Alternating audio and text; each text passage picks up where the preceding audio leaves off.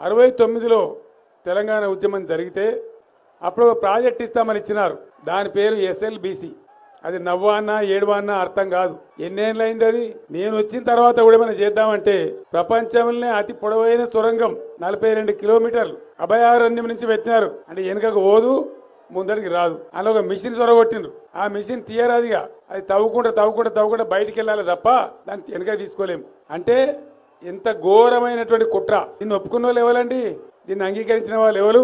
పెట్టినవాడు NT Ramarao, ఆయన ఆంధ్ర ముఖ్యమంత్రి. మనకు నీలి అనే ఉద్దేశం వాళ్ళకి లేదు. కానీ ఒప్పుకున్నాడు ఎవడు? మన తెలంగాణలో. చాలా ఇంత పొడవు ఉన్నారే, నాతో 2 అంతల దొడ్డు ఉన్నారు కదా, తక్కువ దొడ్డు ఉన్నారా?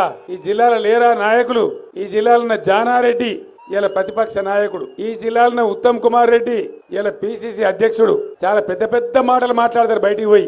మీ యొక్క ఎస్ఎల్బిసి సంగతి ఏంది అని నేను అడుగుతా ఉన్నా. మీరు ఏ తెలివితేటలతో దీన్ని ఒప్పుకున్నారు?